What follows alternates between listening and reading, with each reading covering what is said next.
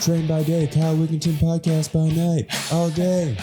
You know, I used to have a DIY alarm. It wasn't even an alarm system, anti-theft system, and that was I had these tidy whities that I bought for a joke, and I made them look like there was like shit stains all over them, and I'd leave them lying around the car because I was like, no one's gonna want to steal that. Like, you know, I'm gonna look for a gun through all this. Nah, this guy obviously doesn't have anything I want. That's perfect. Yeah, right there. That's all you got to do. My old car, I used to have a 350Z. Mm-hmm.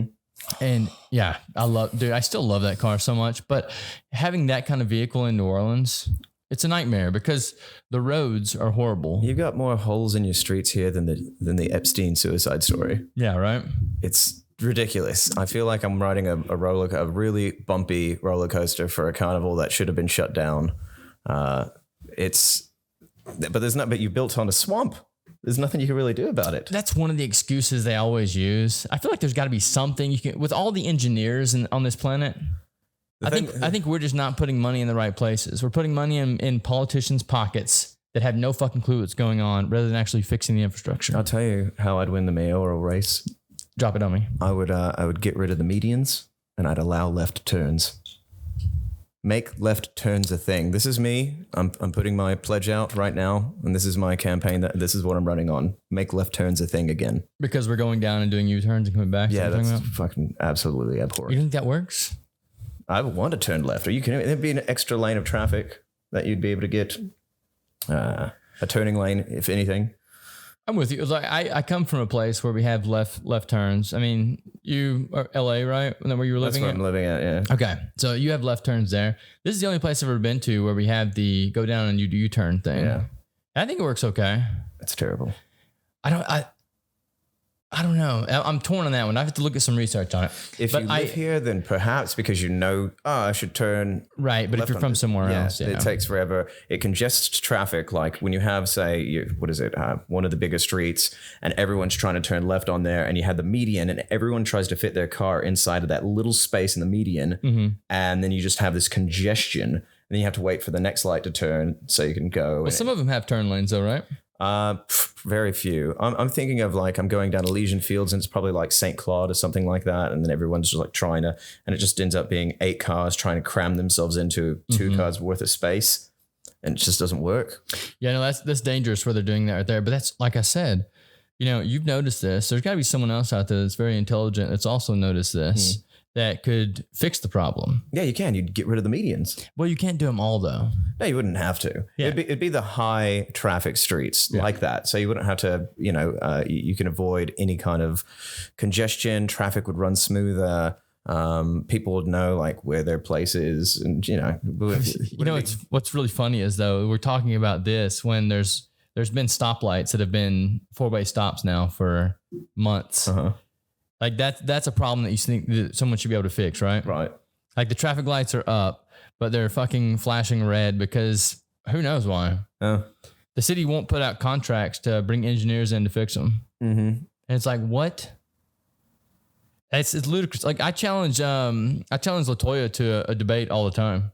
Oh yeah. If she wants to come on here and talk to me, I'll talk to her. This is the perfect place for her to be. Oh, she would never come. Yeah. I mean, fuck, we'll stand in front of a TV monitor and talk if we want to. I think she's retarded. Oh, well. Come at me, bro. Come at me, bro. There you go. Dude, I think most politicians are retarded, if I'm being quite honest. What is it? Them police officers, and they're like the highest employed sociopaths and CEOs. So yeah. And I would honestly say that more police officers are smarter than politicians. Probably. But politicians have more power, and it's fucking dangerous. I met somebody in high school who that was their goal, was to be a politician. Mm-hmm. And they were just vapid, daft, but straight-laced, button shirt. Dude, those are the people that go for that. The ones that can put on an image. They're better actors than most actors. He was an absolute fucking alien. Yeah. No one liked him. Maybe he was an alien. Yeah, I'll take that. But most of them, they're just so out of touch. The politician I want is the one who begrudgingly picks up the mantle, all right, fine, I'll do it. Kind of like we were talking about our leadership positions where we just finally have to be like, okay, I'm the leader. Yeah. Because you guys just keep screwing this up. So let's get this done. There's a quote in Dune that I'll never forget now. Maybe I will forget. I already forgot it. But it's something like this. Great men do not want to lead. They're called to lead, and they choose to answer the call. Yeah, even if you're ad-libbing, that's really, I mean, that's the way I'd like it to be. Yeah, when I heard that quote, I was like, holy shit. Yeah. It's great. It's beautiful. Yeah. That's how you should try and live your life. Yeah, exactly what you were saying, though. John Devilman. Oh, hello. I'm John Devilman. That's me. Yeah. Filmmaker, actor, all the good stuff. What else would you say? Animator, tattoo artist, writer, professional nap enthusiast. Yeah, professional nap's good. Yeah, I don't know. I like art. So are you a napper? I can be if I work out really hard that day. Oh, I'm every day I nap. Yeah, not every day, but I do take naps. I sleep when I need to. When I'm back home in LA, I have it's a mercurial sleep schedule. Like I sleep when I can, and it's only when I'm tired. And so like I'll wake up, say 4 a.m., jump behind a laptop, animate something for a pitch I'm going to try and do to DreamWorks or some BS, and then work until I'm just tired, until my eyes go bleary, maybe take a nap. And then I only sleep because that if I were to continue, I would just fall asleep at the computer. Yeah. And it's just back and forth. That's one of the things why I'm trying to move over here, is because currently we don't have to pay rent in LA because of COVID and everything like that. So since COVID hit, I haven't. And I've been taking this opportunity to work my ass off on all my personal projects. Yeah. Like anytime I have any time that I have, I'm spending it on that, because I know sooner or later I'm going to have to go and pay back all this back rent. Right. And I'm going to be working forever. So it'd be great if I could make some of my projects to a point where I could show it to people who could give me money to make more. And I've been trying to make the most out of it. But it also, and I know a lot of people who've been saying like COVID's been the greatest thing to happen to them. But it was for me one of the best times to just focus on my creative works. And I mean, some of these things I've been working on since I was a kid. So it was nice to actually invest that time into them. And so yeah, the only time I nap is when I have to, because I know that this is a limited time. Pretty soon the world's going to reopen and all that rent. I'm going to have to get a regular job again. So I'm trying to get these as close as I can to being finished. Yeah. So that I can just do that. No, that's an artist in the 2020s. Yeah. Like you basically, it has to be a side project. And it's a sad world we live in, because arts are what make people continue on. Like, I mean, think about when COVID happened, everyone was quarantined at home. When people are quarantined at home, what did they do? They turned to art. They started watching films. They started listening to music. They actually consumed things that were stimulating to their mind, and that's an artist created those. But we don't have a culture that supports that. Well, that's why I think I don't know if we spoke about things like Patreon, and these artists have gone to that. Like I make say about a little under 80, because I make about 80, but then there's also other artists that I give my money to as soon as it comes in. So I make about 60 on Patreon a month, and it's not enough to live off of, but it's nice. And I have like a web comic that I do that gets subscribers, and some other projects that I'm doing that people will go and subscribe to. And that's nice, because not only do you feel appreciated, but a lot of the stuff that I'm making, it's not like I'm trying to do it. I mean, I'd like to make money off of it eventually, but for now, it just feels nice to be noticed. Like, oh, we like this. So to get some financial reward for that as well, it touches me in the heart. Yeah, it's really nice. So no, it's always nice to get paid for your work. For me, I've been doing it for so long now that it's natural for me to just want to do things for free. Just because I love to create too. Yeah. Like, there's something inside of me that like needs to come out. It's that creative energy that needs to come out. If I don't aim it at something, then it's going to come out in other ways. Right. So I need to like have a project to focus on all the time. That's why this podcast has been great for me, because it's like a steady trickle of creative energy. But yeah, I don't know. It's nice that whenever someone comes to you and they're like, oh, I like your work. Here's some money for it. Yeah. Yeah. It's rewarding. Yeah. Yeah. But my whole thing was I never wanted to create simply for the purpose of making money. I think that's, there's a lot of creatives that they have that mentality and they stop creating for the sole purpose of making something. Mm-hmm. They're doing it strictly for pay. And that, to me, that's like getting paid for sex. Mm-hmm. Like, I'm cool if you want to get paid for sex. It's nice. But I mean, also have sex with someone you love. Mm-hmm. Yeah. So make some art that you love, but also get paid for it. Right. Yeah. What a horrible analogy.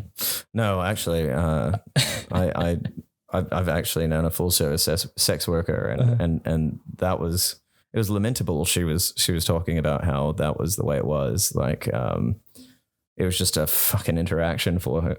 It was an fucking interaction. Exactly. Yeah. And then there was like one person that took care of her needs, and she was like, what the fuck? What is this? Oh, so, you know, I totally get it. But Francis Ford Coppola, I was watching The Offer, which is a really good series about how they made The Godfather. And in it, he was talking about how he was going to make one for the suits and then one for himself. And he was going to go back and forth like that. And I get that, you know, like I work at a tattoo shop and most of the stuff that I do is tourists coming in off the street and people are like, oh, you get to tattoo. It's great. You get to do art for a living. And it's like, is it though? Because it's not the stuff that I particularly want to do. Right. I don't mind doing fleur-de-lis or voodoo dolls, but you know, the you know, that magic is lost when you've been doing like 3 a day for every day that you go to work. So when someone comes in and they want, you know, a really interesting piece that I'm into giving, something spooky with a really hot girl and some skulls or whatever the hell, then yeah, obviously you'd much rather be doing something like that, even if you're not making as much money, because I'll cut people like that a deal. Yeah. So what's something fun for you to do? Exactly. And same thing with the acting. Like I had a buddy who just hit me up from Albuquerque. He was like, hey, come be in this thing. It won't pay anything, but I was like, yeah, fuck yeah, I love that. No, we do things like that all the time. I just love to, like, my friends, they're mostly in the film industry as well. Yeah. So anytime we get together, it's fun to hang out. Like I was in Long Beach this past week, and my buddy Elmer is one of the best wedding photographers on the West Coast. Nice. And he was out there and he's like, you want to assist me on a shoot? And I was like, fuck yeah. And he's like, okay, cool. And like, it's his job that he does all the time. But it's just fun for us to hang out and like even interacting with the people during the shoot. That's something fun that I like to do. Yeah. So it's like directing actors, working with actors. Mm-hmm. Like John and I, we're both about to do the 48-hour film fest. Yep. So we're both prepping for that. Mm-hmm. I was going to do it with him. But now we're on separate teams. It's okay. So now I must crush him. It's not a competition. It is for me, but it's competition against myself. No, that's where the 48 comes from for me. It's like, it shows my improvement in the skills that I've been trying to grow. Yeah. Because we've done this now for like 7 times. And some of these we don't even turn in because they're so horrible.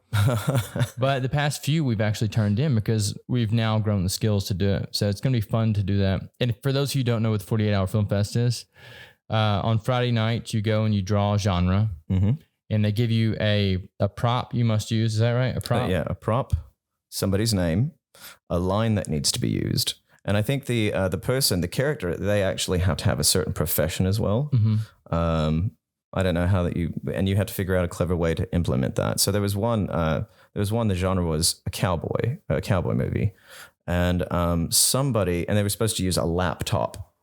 And so what they made was like so this guy gave a girl a lap dance and give me a laptop. And then he did that. So it was kind of interesting the way they did that. It was, very clever. So I love when people do the clever stuff like that. You can figure out ways to circumvent the assignment. And I gave them points for that, even though I think they didn't win. I think that's they got a tough one to do though. Oh yeah. They full on costumes, black and white film. Like they really knocked it out of park with the set design and everything like that. Yeah. So you have 48 hours to make this film. So they give you all these things and then you run away with your team. You write a script, film it, edit it, turn it in on Sunday. And some of the genres are things like Western. There's one that's a musical. Yep. And like I've actually seen people do the musical, and like I know friends that have gotten musical and they actually did musical. I would, yes, I hope to get a musical. Oh yeah? Oh, yes. Oh my goodness, you're a brave man. Well, stupid. Stupid, probably. Yeah. Like it might be kind of fun to do a musical. You know what? If I get musical, I'm not sending it back. Do you think it would be fun I'm not sending it back. if the musical was the one that you got? You carry a little note. You carry a Did you note. make it or not? Oh yeah, I'm coming here tonight for karaoke. You'll Oh, see. you are gonna be at karaoke? Oh, yeah. I'll swing back through them. Yeah. Are you what do you sing karaoke wise? What's your karaoke song? It's gotta be rock, right? Some kind of rock. I do enjoy rock. I've done like With all that hair, dude. You Ain't gotta No Sunshine Till She's Gone. And yeah, that was that was Ella a big Fitzgerald? crowd. Who's that? No, Bill Winters. Ain't no sunshine when she's gone. Beautiful song. That's so good. And but yeah, I'll do some rock. There's I have a list of songs that I like, and the genres are many. And what I usually do is I'll click through those throughout the day and just say, okay, yeah, I'm going to try this one. And sometimes it works and sometimes it doesn't, depending on how well I know the song. Do you know who Miles Kennedy is? This is totally going away from karaoke, but he's one of my people that I do that to. Something about his voice just does it for me. You know the band Alter Bridge? Okay, so Alter Bridge, okay, and I might be wrong out there, podcast people, but I believe it is the band of Creed. Okay. And they got a new lead singer, which was Miles Kennedy, and they became Alter Bridge. And this guy has one of the most beautiful voices ever, but then he's now doing his solo stuff. And some of his solo stuff, he has this one song. It's called Love Can Only Heal. OMG, dude. Oh, yeah? It's so good.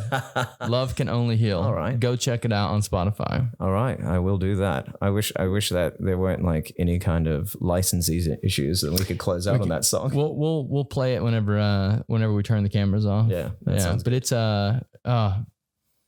beautiful song. There is a song. It was my last year's favorite song. It was so I like smooth bass beats and everything. Here's a weird story. So I'm in LA. I'm going to a shoot, and so this might have been a couple of years ago. I was going to a shoot, and my Uber driver was someone from Panic at the Disco. Panic at the Disco, yeah. And so we're talking one. Hang on, your driver was? Yeah. So what do you reckon? Well, then it's like strange. Like there's one of my good friends over there. He just moved to London now, but was from the band Hot Heat. And his gig was, he was like a weekly musician. He played covers of old 70s and 80s songs. So, I mean, like people, they have to have jobs, even though they're in big bands. So yeah, he's my Uber driver, and he's fucking terrible at it. He's like, dude, I want to fucking play music, but they have me driving in a car right now. It was frightening to say the least. I did fear for my life. But he had this fucking station on. And this song came on, and I originally thought, like, I love Sade. And I was like, is this new Sade? And he looks to the radio and he's like, no, and he tells me it's a band called Leisure, and the song is Money. That's the title of the song. And it is such a good song. And it was so good that it took me out of like this fight or flight mentality, and I just kind of mellowed out, and gave that dude 5-star reviews, even though he didn't deserve it. Leisure Money. Yeah. So the real question here is, the fucking band Panic at the Disco is a dude Uber driving now. Like this is it goes back to my point of not supporting artists. Yeah. This culture we live in. Yeah. Like that, they were huge. Yeah. Dude, Panic at the Disco were big back in the day. I'm sure. I'm so bad at actually knowing. Because Spotify, I just put it like, hey, I like this genre, and they'll play a bunch of music. Yeah. So back in the day when I was in high school, like Panic at the Disco were massive. Yeah. I mean, I might be older than you. Don't know. How old are you? 69. You're 69? Nice. No, I might be older than you, but they were big when I was in high school. Well, yeah. I mean, I know I've heard the name. And I know if a song came up of theirs, I'd probably recognize it. That makes me sad. That's all right. That makes me happy, though. That makes me happy. It's a truck that drove by. Yeah, it was a real nice truck. Yeah, very nice truck with Not much of a dump though. well, you know, It's all right. it wasn't a dump truck. It was a lithe truck, but I appreciate that too. I like all makes and models. Yeah, It's disgusting.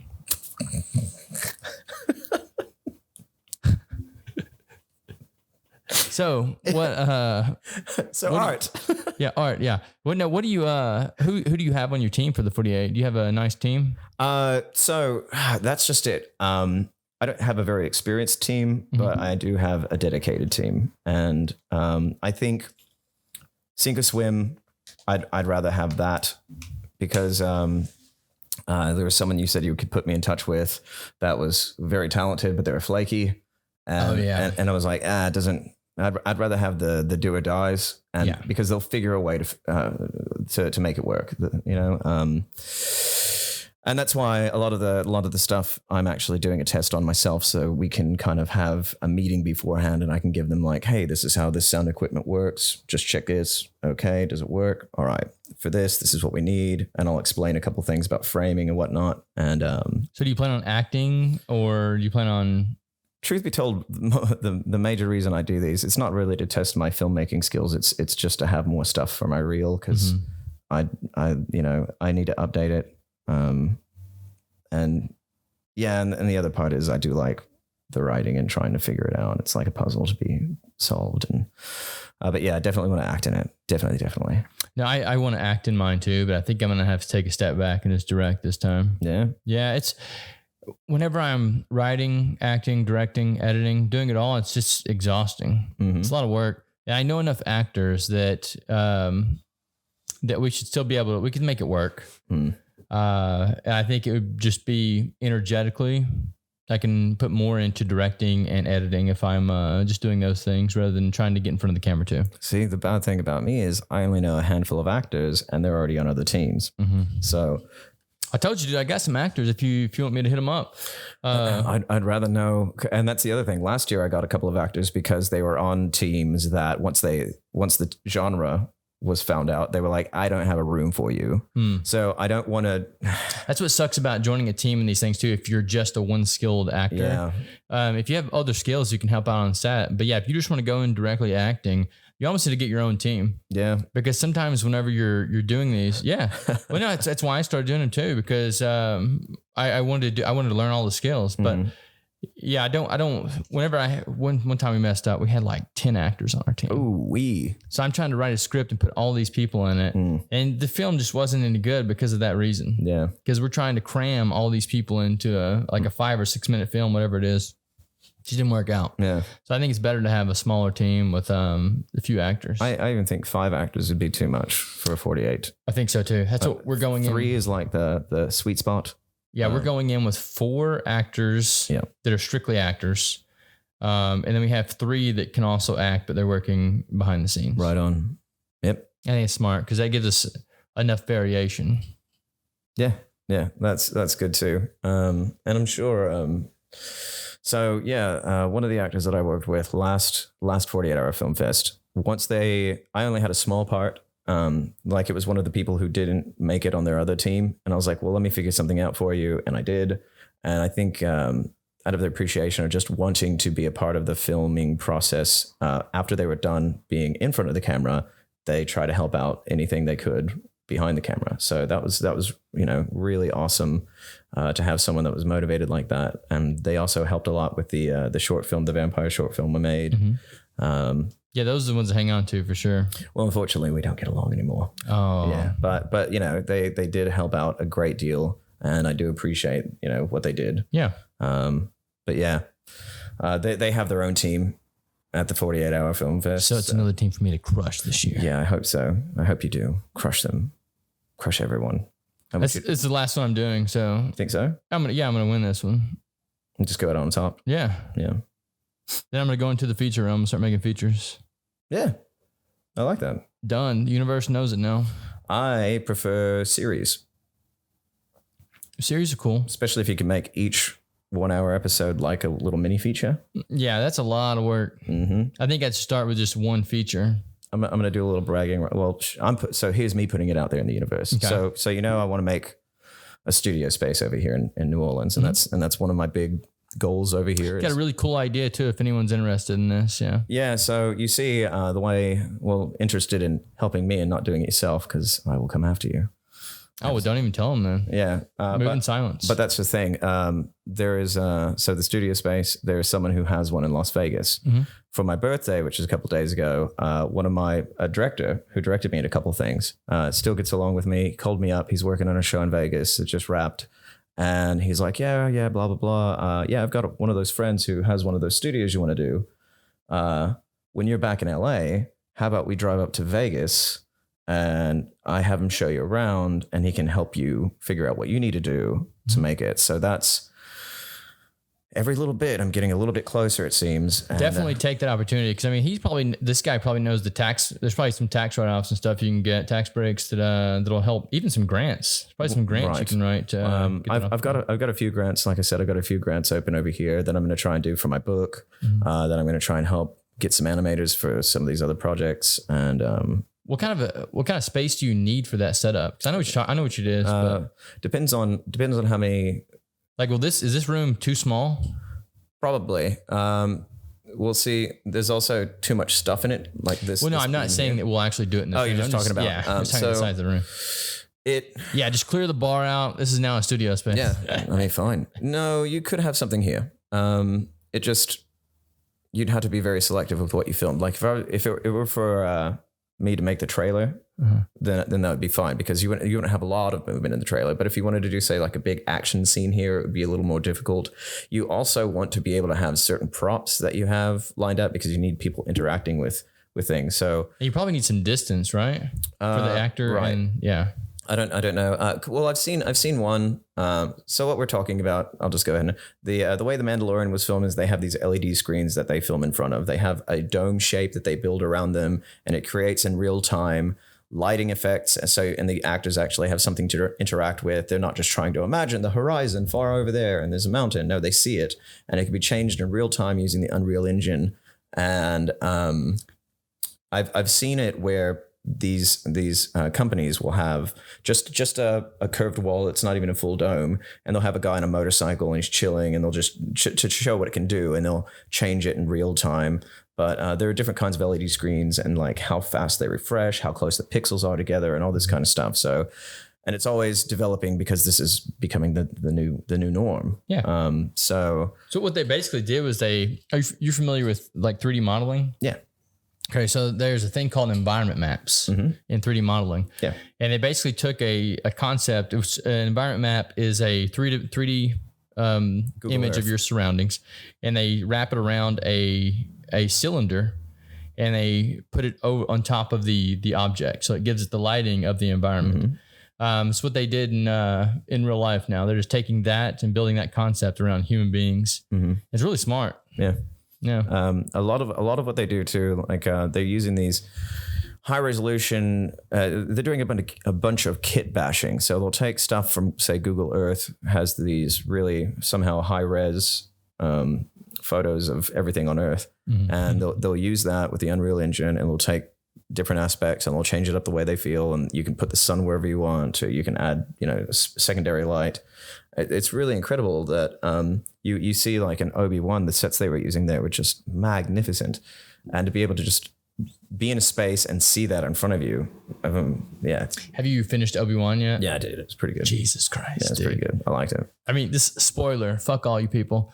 The end of it where Obi-Wan unleashes like the full force of the light side when he's like throwing those rocks at Vader. Yeah. Oh my God, dude. I was just fucking pumped, because like you always see the dark side and they're always talking about how powerful they are, but you never see the Jedi actually use the full power of the light.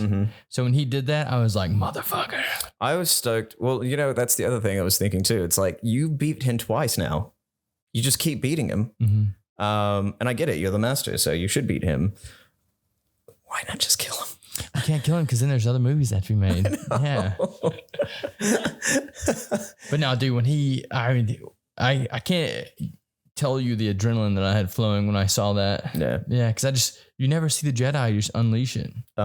So there is I've already made a TikTok about it. There is I think I might have told you about this too, the Star Wars short film I wanted to make, where it was, and I tell you what, if I get these LED screens, I'm going to make it. Tight. Yeah. I'm going to make this freaking thing. So it is kind of like two Jedis. It starts off, they're heading toward an asteroid. And then you have someone is inside the asteroid. It's like a little hidden base. And he goes and he has like the little holographic person he's talking to. He's like, oh my God, they found us. What do I do? And then he goes, purge the labs, take whatever you can, take the data you can and get out of there. Meet us at this rendezvous point, blah, blah, blah. And so the guy's like, oh gosh. And he's trying to get all the data and stuff. And then the Jedis land and they go, this place feels weird. There's a great disturbance. There's many disturbances here. What the hell's going on? And so they walk around and they find these labs with these animals that have been, ripped open and tested. And some of them are still alive. And they're like, what is this? These things are the disturbances. There's what's going on. And then one of the animals comes alive and starts actually using force powers. Oh, they gave the animals force. Breaks out. They're fighting that. Then all of a sudden the purging starts happening. So the fire comes down, flames going everywhere. They're like, what the heck's going on? More commotion. We have to get back to the ship.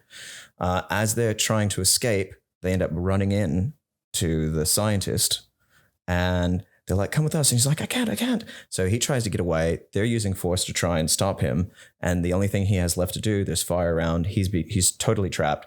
He takes these pills and then all of a sudden he can use the force and he starts wrecking them. And, but just like with the animals they were fighting, it's unstable.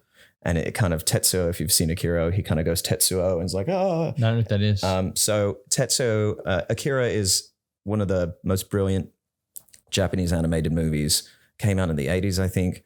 Just beautifully animated. But in it has these kids who have psychic powers.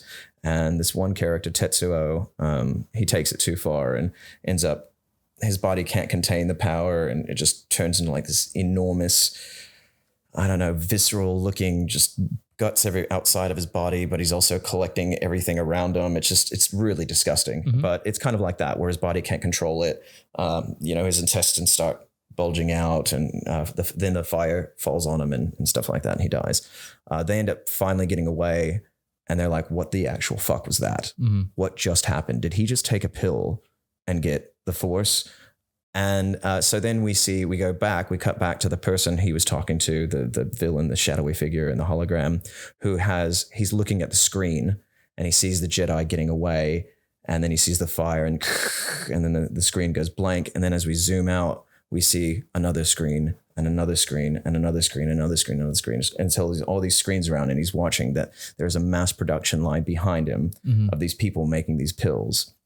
And it was supposed to be a series of these Jedi who are now trying to hunt down this artificial force stuff and find out who's behind it all and whatever. And when I saw that they were doing The Mandalorian and they kept trying to get little baby Yoda, I was like, oh, they better not be trying to take my story because here's the whole thing. Once George Lucas was like, midichlorians, that's what determines that you use the force. And midichlorians are in everything. I was like, then why don't you just extract them and use, like you could just take midichlorians out of everything and then, harness them. It's just cells. And then you put them a concentrated dose in there and inject them in yourself. I mean, that. Midichlorians? Yeah. No, you have to be able to manipulate the midichlorians. That's fine. Who's to say there's not a way around that? It's like magnetic fields, right? And there might be. No, I think the concept's really cool. So yeah. Anyway, I don't think George Lucas will ever go with that though. I mean, he might in the day, but he doesn't own it anymore. Well, Disney. Yeah. I don't know if Disney will ever go for that because it kind of changes like the entire concept of. That's why you have to make it unstable. That's a great idea. We should do that like just out of the Star Wars universe. It doesn't have to be in the Star Wars universe. Well, there's a lot. Your own version of there's it. a lot of stuff that's been similar to that.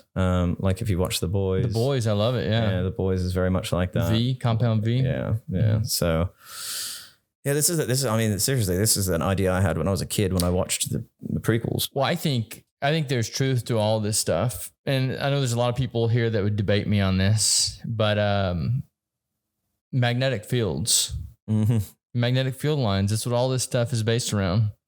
So if you think about the Earth has a magnetic field. You have a magnetic field. When you take two magnetic fields and you combine them, they actually grow into a larger magnetic field. The whole issue is that humans are, we've gotten away from thinking that way about ourselves, and we've gotten away from accessing these other abilities. Therefore, they've kind of like those organs that we use to manipulate those magnetic fields have shrank. It's the same way as not using a muscle for a long time. Your muscles shrink. So when you actually start flexing these muscles again, then you realize that, oh shit, maybe I can do this. Okay. And where would people go to research more about that? I would say yogi. Yogis, yeah. Okay. Look to like Hinduism. chakras and you can call it chakras and stuff, but yeah, the science of yoga is a huge influence on the way that I think and stuff, and that's from ancient Hinduism. Okay. Yeah, but the yogis, like, they have these things called siddhis, Siddhi, siddhi, and they're like basically superpowers. And they say that you get them by first, I mean, you have to like get the vessel in the correct order.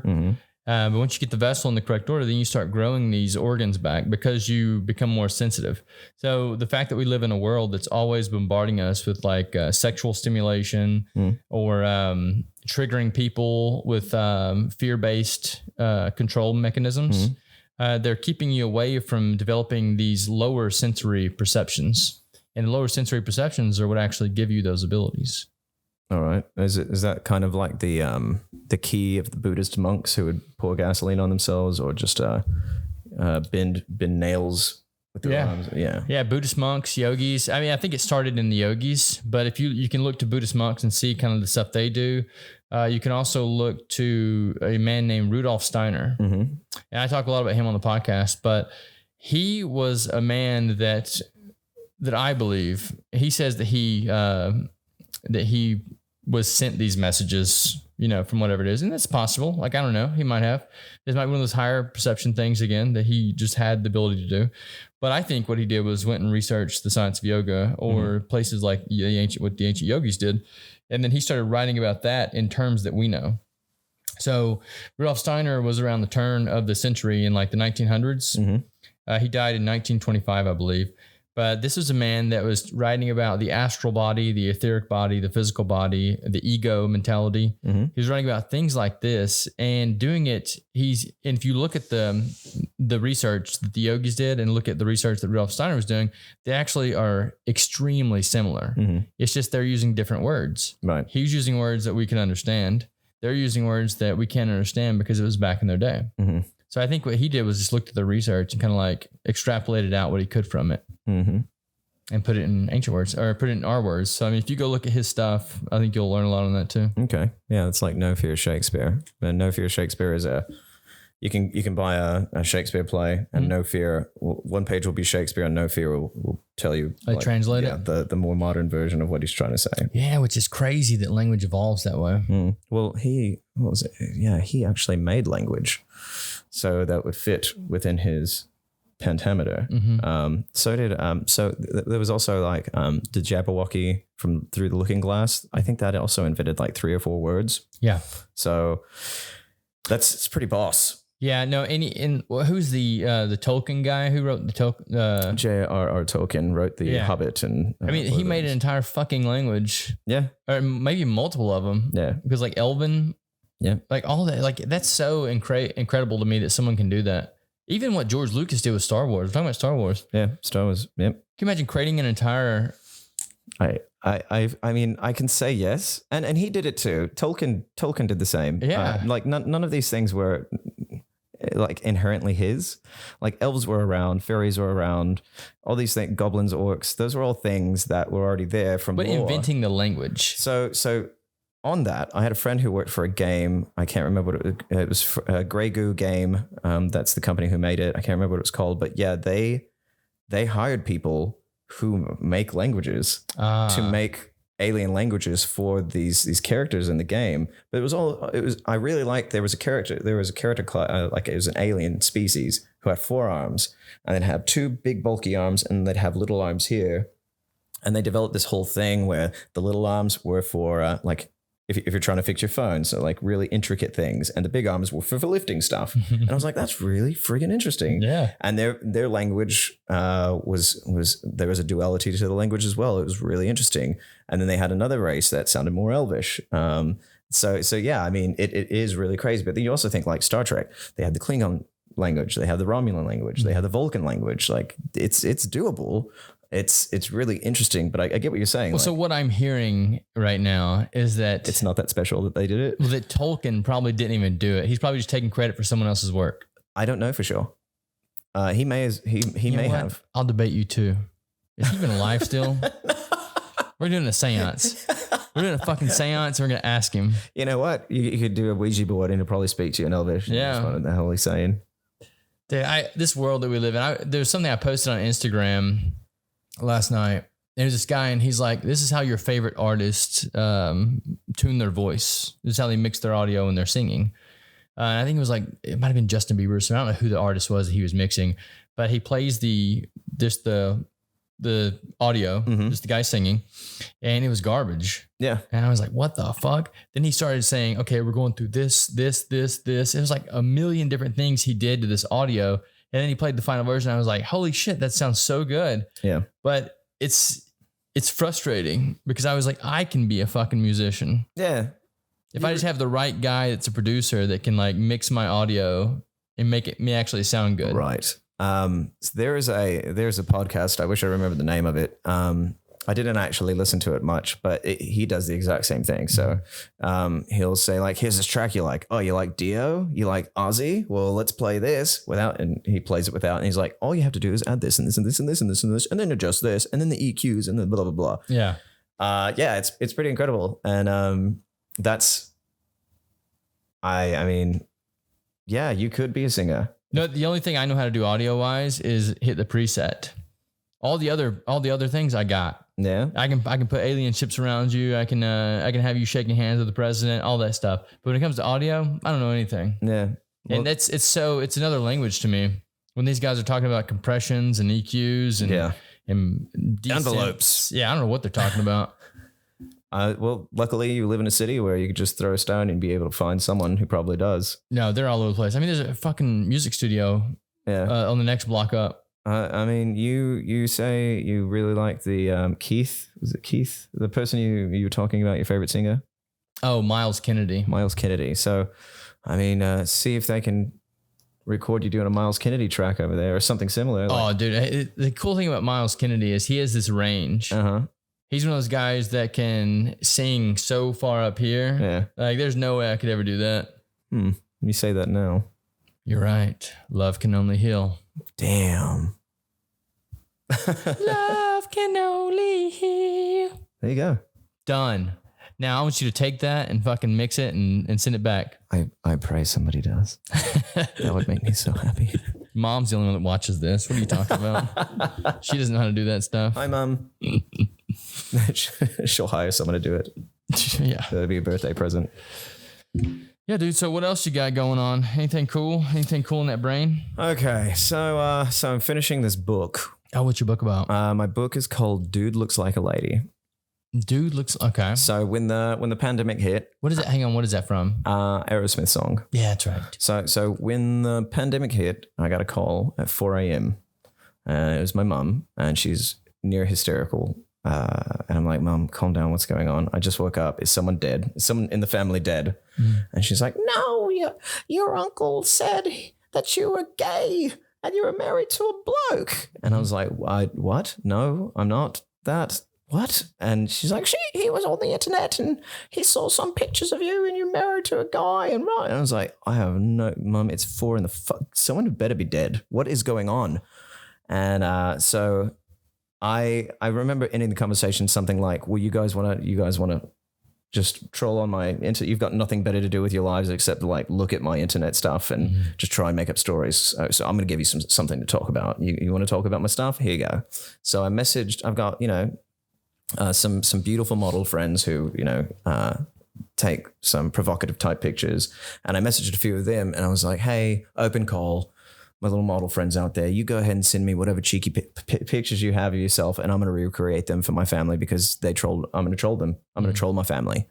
And so they did. And I think within the first 3 or 4, it was just full on nude, but tasteful, like butt, but no clothes on and stuff like that. And I remember being really, I'm shy. I'm a shy person.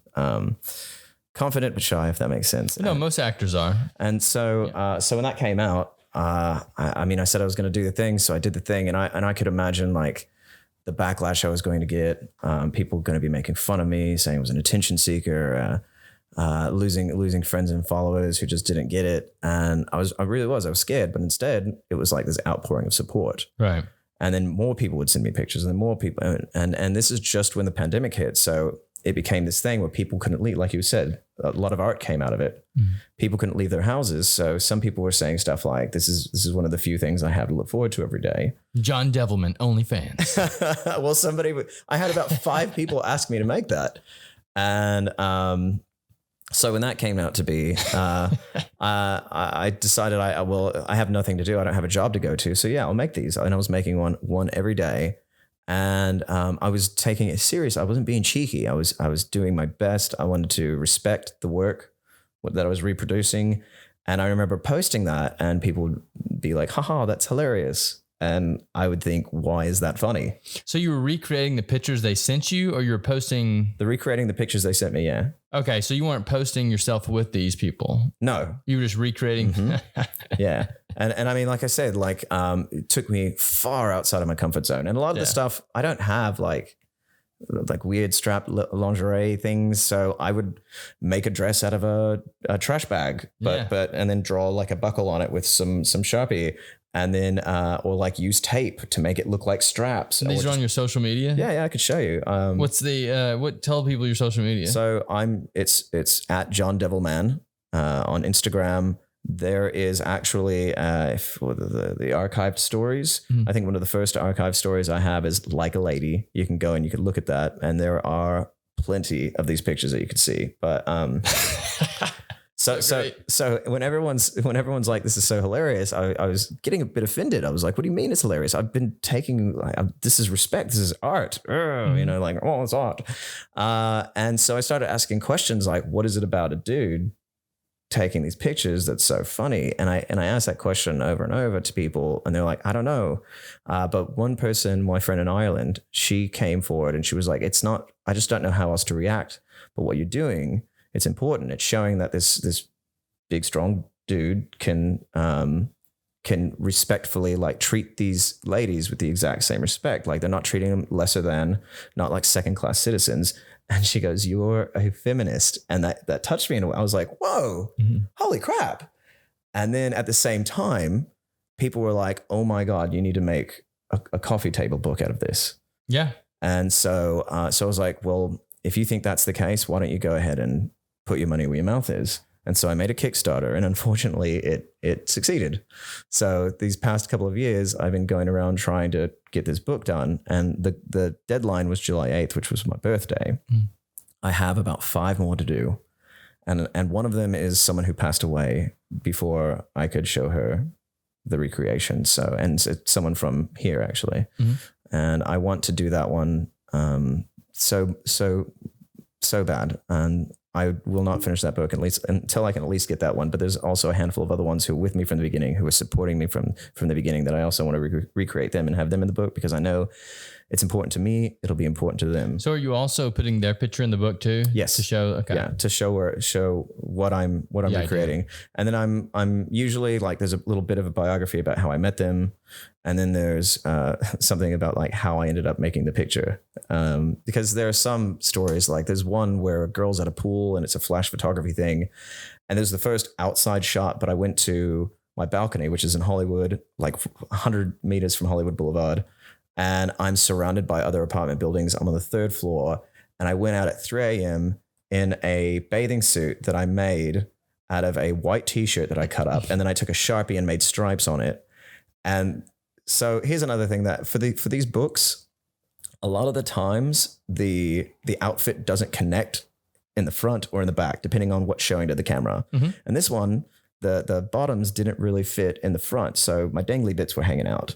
And so I was going on the balcony at 3 a.m, and I'd set up my camera and it would be flash photography. So I'd go out and there's 5-story buildings around me. So people could look out the window and be like, what's this guy doing? Oh yeah, this is fucking digging balls. Hey, hello there, police.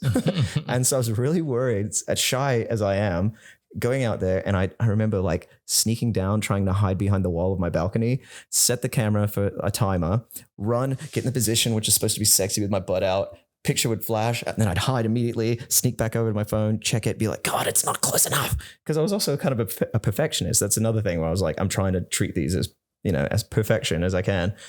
So that whole time was just on pins and needles. I was so nervous. But then when I finally got the shot, I was happy. So stuff like that, little stories would be in the book. But then there's also just a, what is gender these days? I have some trans people in it. I have some non-binary people in it, and we talk about gender and what that means. And it's just been a really great exploration on that. I liked asking these questions. I found out a lot about myself and about other people. And so what's the process of getting it done now? Like, what do you have to do? Honestly, I just it could be done. Are you going to make an ebook, or are you going to? The ebook's already up. I put a preview of the ebook up for the people who subscribe to the Patreon, just also to let them know, because it has been a couple of years, and I didn't want people to think that I just took the money and run. Well, it's been a weird couple of years. So. It has been. It's understandable. So I wanted to let them know, this thing's being made. It's there. It's basically made. I mean, one of the reasons I'm over here making money is because I want to make sure that I can cover the costs of actually having the thing printed. How do you get one printed? Do you just go to a printing company and be like, yo? There is there are a few online places that will only print what you need, and they do it for less than if you were going to say, like a printing shop, and you're like, I need 100 books made.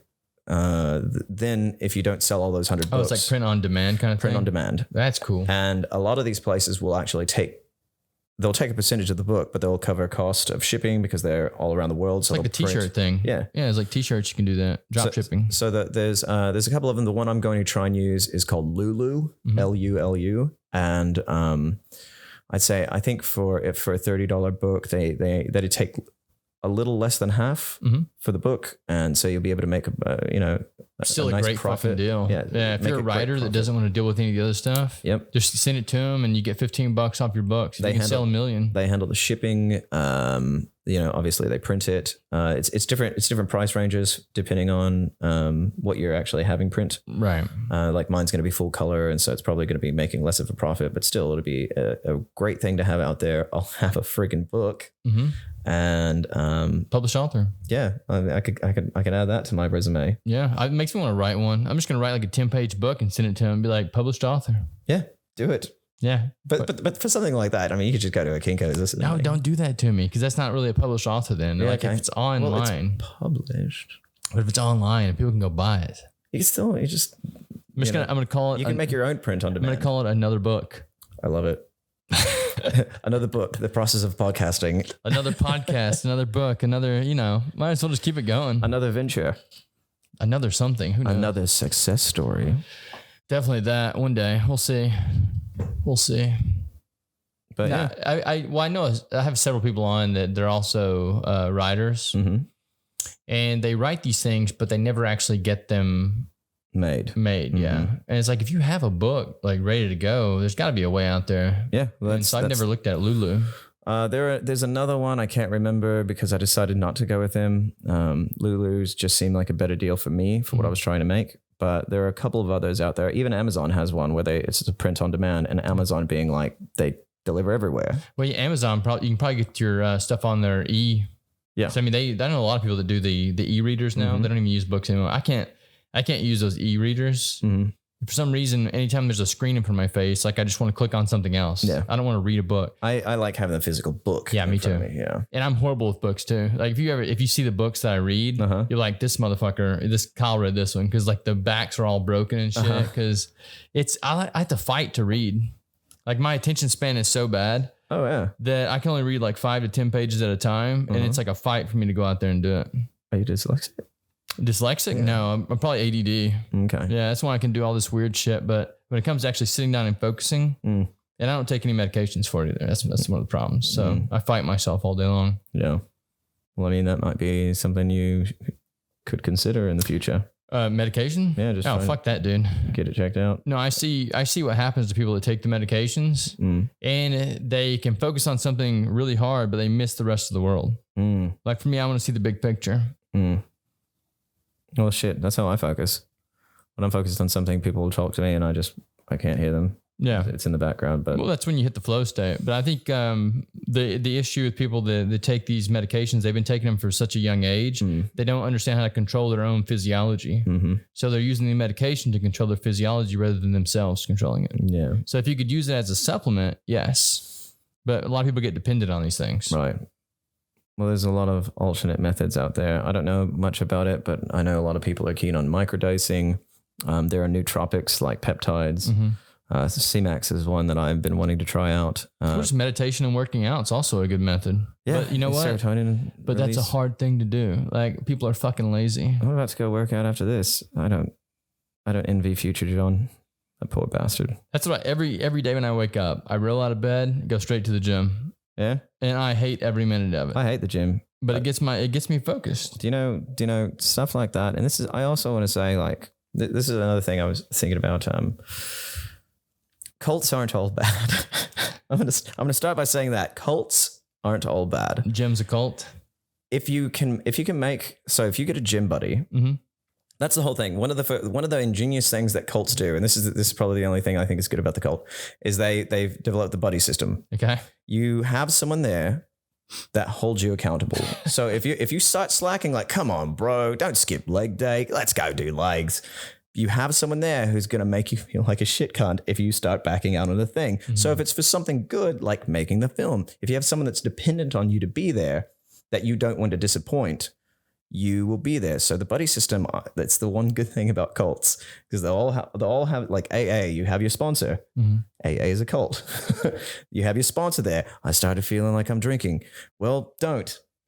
So you think politicians are a cult too then? Like you have one that's good, you have a good politician. No, I think politicians are a disease. Well, you have one good politician and they're like, come on, guy. You know you want to take this bribe. You know you want to take this bribe. No, usually it's like, you want this thing that'll help your community and help your constituents, then you're going to have to give me the thing that you didn't want to give me, which will probably harm your constituents. That's what I'm saying. It's a disease. Well, it's a cancer. Well, yeah, I was talking to somebody about it and they're like, we got to get good politicians in. And I'm like, we're not ever going to get good politicians in a system that's damaged. So that's the problem, is the politicians aren't bad, but humans are greatly affected by the environment around them. And the system of government that we have right now is very diseased.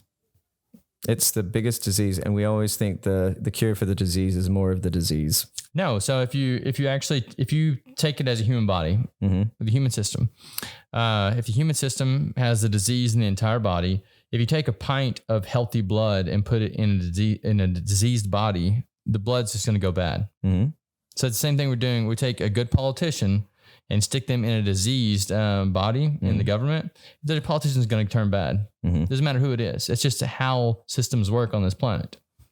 So you have to correct the system in order to correct the politicians. No? No, I mean, that's one of those things. It's a theory. A lot of the I guess politics that I subscribe to, it's more of a voluntarism, where you go into a contract, it's voluntary, say, yes, I will give you this for that. Give me an example. Say like goods and services. So I also, anarcho-capitalism is something else that I like, where being an artist, we have these intellectual properties. And this one person I had heard argue, I railed against it at first. It was a Houston speaker, and he was talking about how intellectual properties shouldn't be there. We shouldn't have patents and stuff like that, because it stagnates innovation. Okay. And that's true, because you'll have like a patent on something and you'll say like anything similar to that. Like if I said, oh, this is a great phone, but if I were to take this out and change this, it could be even better. It'd be more storage space, be a better camera, et cetera, et cetera. Not being able to do that means that unless you were to change it dramatically, you wouldn't be able to have these innovations, even if it was a small thing like that. And throughout all of these products that could be made better because of the intellectual property laws or just patent laws and stuff like that in general, because I think the patent law is something like 75 years. Yeah. It's ridiculous. So people can't take this and expand upon it. I think that's changing now a lot with the 3D model technology, because people are just able to like kit bash their own stuff, and you can just put it out there for free because they just want a better product. But in terms of being able to make a profit of it, or see if this thing is something that the market even wants, the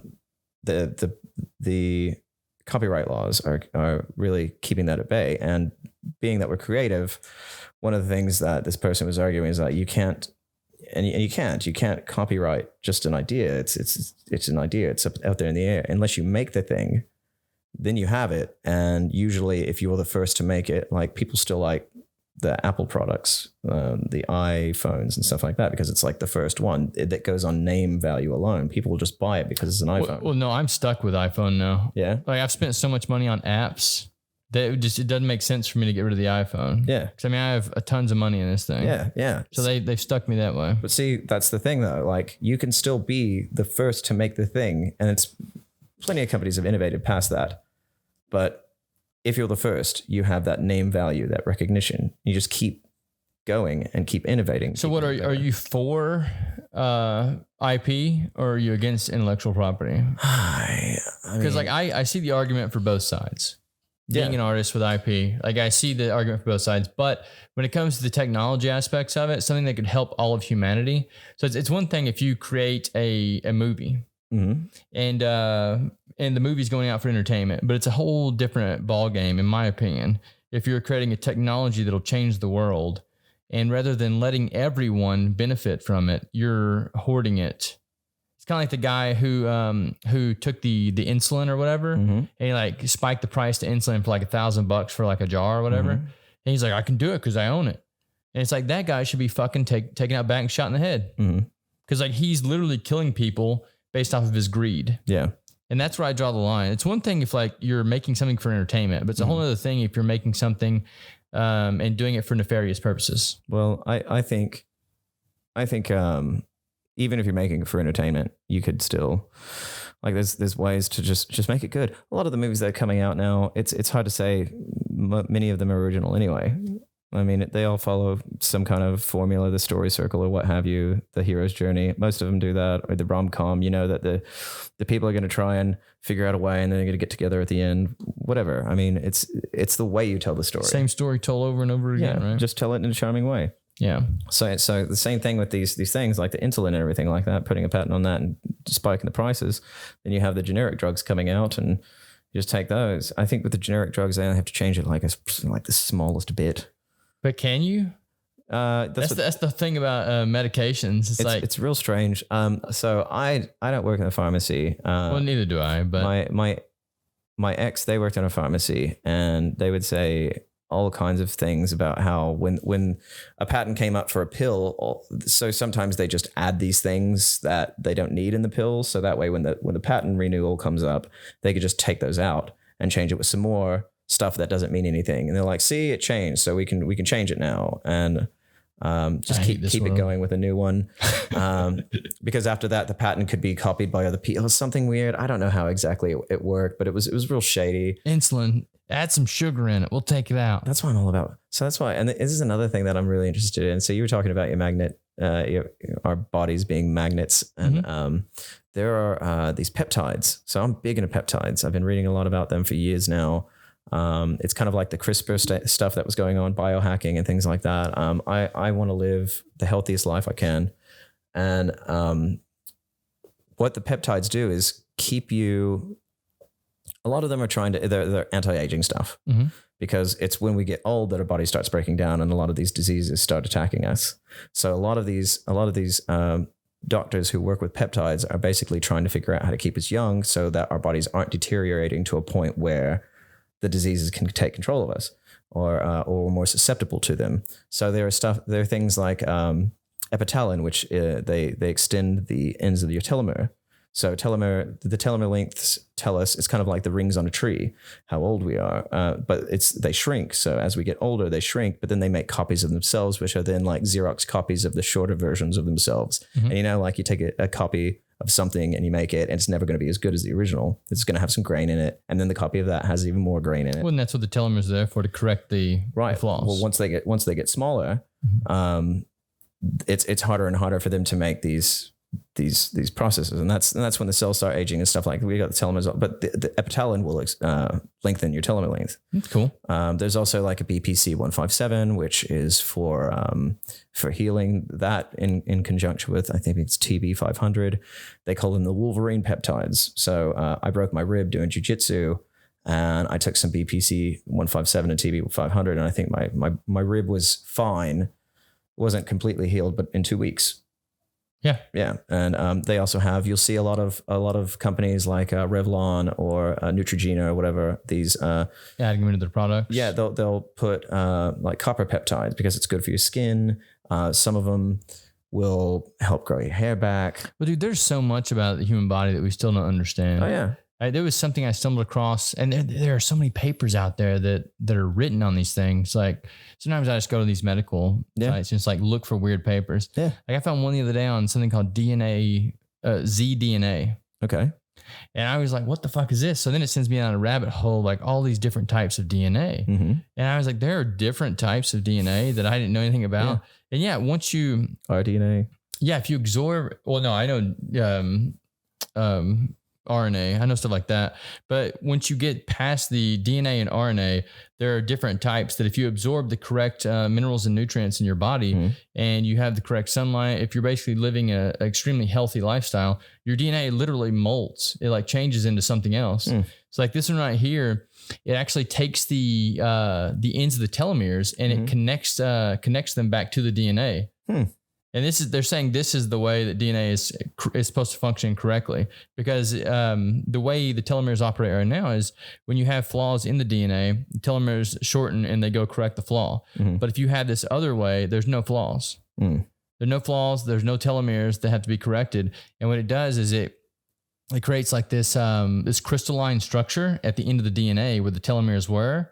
And then it absorbs a metallic ion and puts it in the middle of the DNA, or maybe not, I don't know what it is, but it puts it in the middle of the DNA. So like a metallic ion sits there. So it actually creates like this fuse type situation. I'm gonna have to look up some XDNA. Dude, it's so crazy. I don't understand any of that stuff at all, but it's out there. Well, there's a few things I'm gonna be Googling once I get off of this podcast. That's for sure. Yeah. That's one of them. I go down rabbit holes all the time. That's why I don't have friends. I'm a friend. What are you talking about? I know weird shit. Yeah. I like weird shit, and I like researching all that. I went down a rabbit hole for probably a podcast that I'm going to have to do myself, but it's war crimes. Because we were talking about like indoctrinated youth and everyone going around and thinking random military. You don't actually know what happened because history is written by the winners, right? Oh no, there's some accounts of I don't want to get too much into it, but just know. People get angry about this all the time. Yeah, because I try to have these conversations up here, and anytime you ask questions about history, you run into that cognitive dissonance because everyone knows how the world is. Yeah. They know that this is the way the world works in their mind. So anytime you challenge that, you end up it causes physical pain in the person. Yeah, it could. Like we don't realize that's what cognitive dissonance is. Yeah. It's the physical pain of like, oh, the world doesn't work this way. Have you, so this whole conversation came about because of the Prime Minister in Japan who was assassinated. And I was talking with a friend and they were telling me that, this person was a big piece of shit and they weren't at all upset about his death. And they said that there was these war crimes in World War II that this Japanese Prime Minister basically just kind of brushed off like, it's okay, boys will be boys. But it was this thing called is casual women or pleasure women or something. Basically, it was just like they were recruiting women to just get raped all the time because, and then it explained where this came. Then I went down the rabbit hole where I was like, well, what? And then I read this became a thing because it was so. It was called the rape of Nanjing or something. I'm going to say that I'm butchering it. It's a place in China that they they were raping like 1,000 women a night, and then they would kill them because a dead woman can't tell stories. And it was just talking about all the rapes and murders that were happening just for 6 weeks. And how do we know this is true? Because there were reports, there's pictures you could see, and yep, they have them on Wikipedia. So there was 1,000 men raping 1,000 women a night, or more men. Could have been more. And who were the dudes? The Japanese soldiers who had taken over the place. So is that why Japanese people and Chinese people don't like each other, right? There's a lot. They've been at war for a very long time. Same with Korea. Is that because so this happened in I think that happened in happened somewhere in Scandinavia too. Like it happened in maybe Norway, or it happened in Finland, or not Finland, but somewhere else. It happened up north as well. It happened in Malay, in South Korea. In Japan, they even had it in Japan, but those were the brothels that they would promise women would work. They'd be like, "Yeah, we've got jobs for you. You'll get higher education. Just come over here. It'll pay well and all this stuff." And that was the job they were giving them. And then they pretty much kidnap them, keep them in there, wouldn't be able to get away. But they were also they were hoping that by building these brothels, by tricking these women into being sex slave workers, that it would decrease the rampant rape that was going on when the Japanese were conquering these places, and make them pay for it, and decrease anti-Japanese sentimentality that was going on around the world, because everyone's like, you guys are monsters, and that's one of those things we just don't hear much about. Like we don't.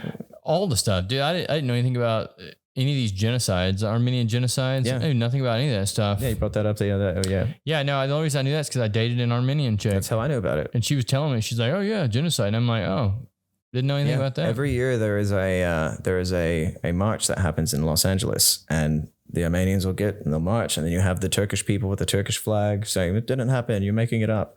It's wild. One of the most interesting things, and this is so strange because being here in America. I don't want to say a lot of Americans don't, but a lot of Americans I've talked to haven't left fucking their city, let alone the country.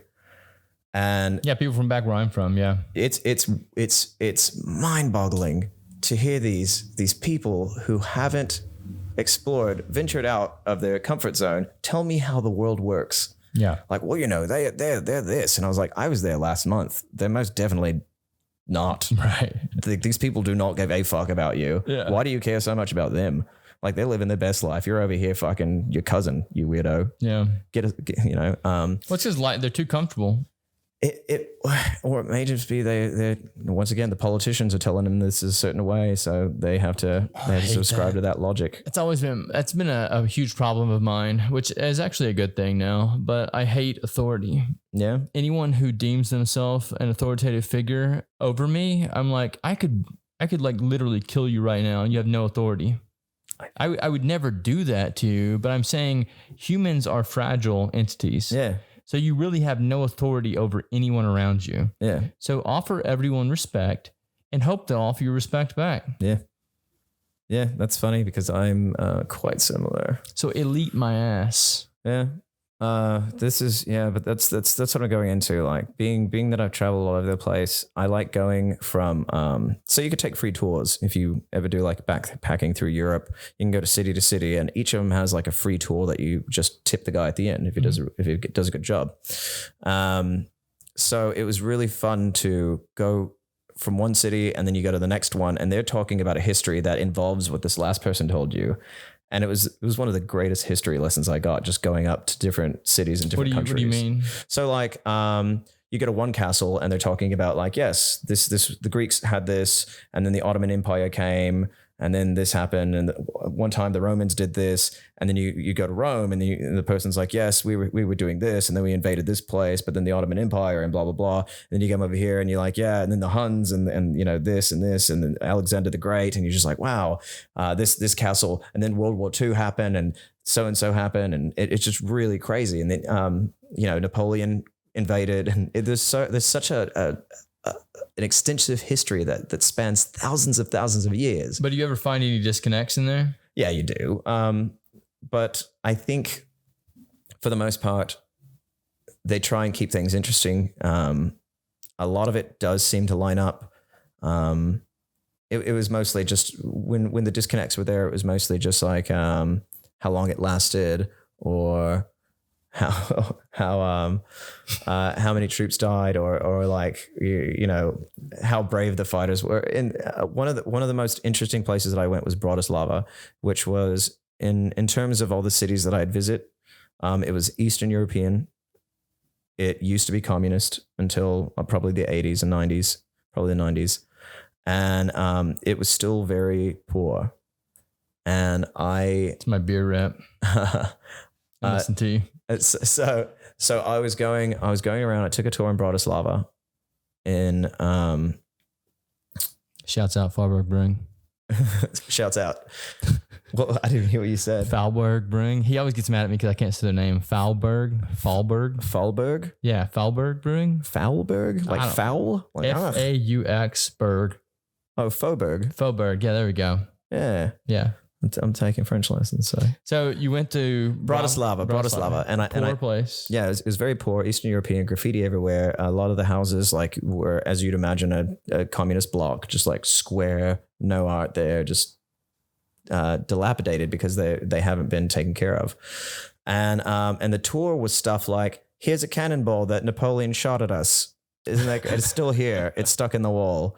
You know, it wasn't like here's this beautiful castle or this wonderful church that took 1,000 years to build, and it was crazy. But at the same time, it was the most impactful because at the end, this tour guide took us. She was like, okay, so this is the square, and we used to have a newspaper printing place here, and at one time, the president of Bratislava said, the Communist Party said, you guys can have freedom of speech to a certain extent.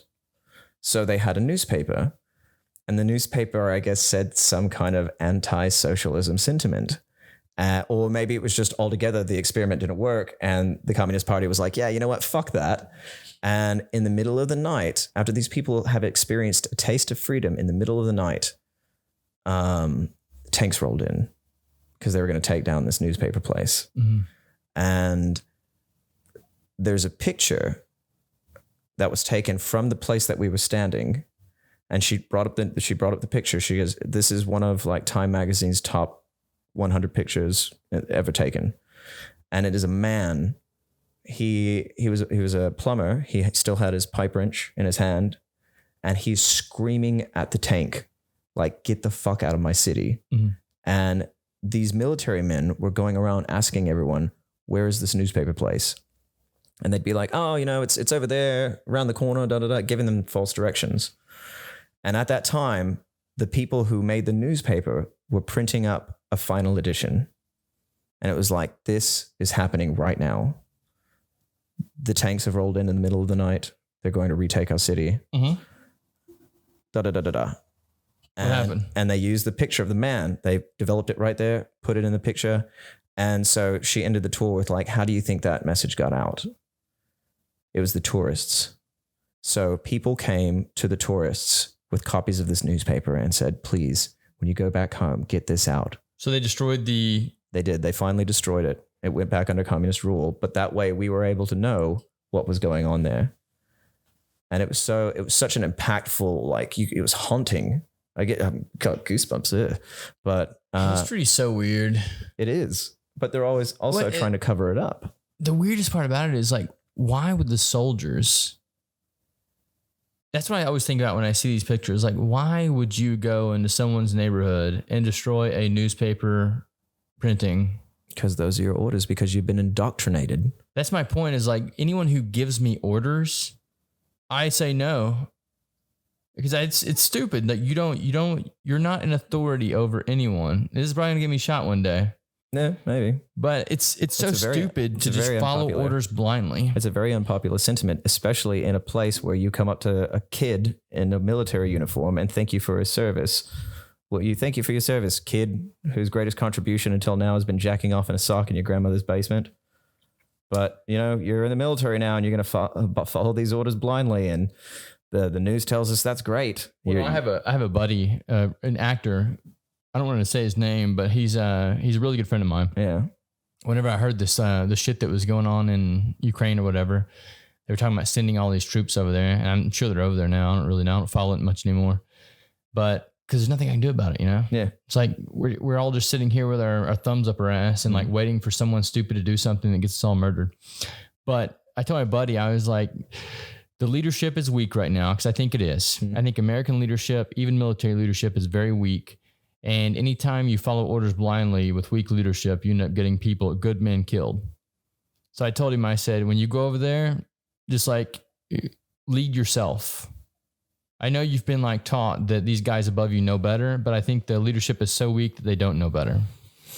It's dangerous as well, because you don't know what the big picture is. You don't always have. I don't think they know the big picture. That's the problem. Well, that's war. You're always trying to hide it from your opponent. Well, that's just the way the world functions nowadays. No one actually has, the truth isn't out there. We have no way to discern the truth anymore.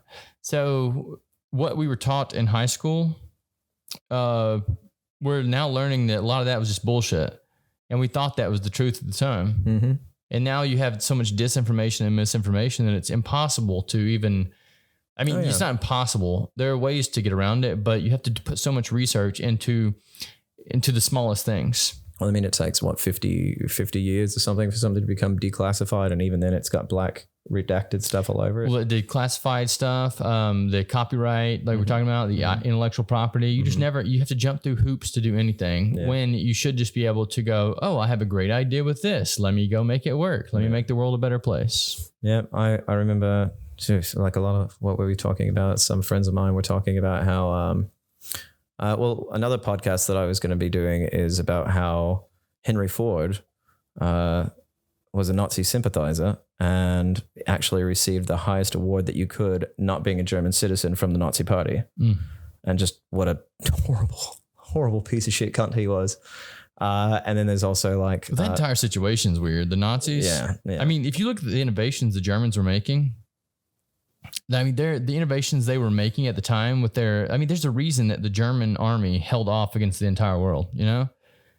They had some really cool shit they were working on, and then we went in and took it over. Yes, they were doing some very bad shit too, but I think that was actually funded by the U.S.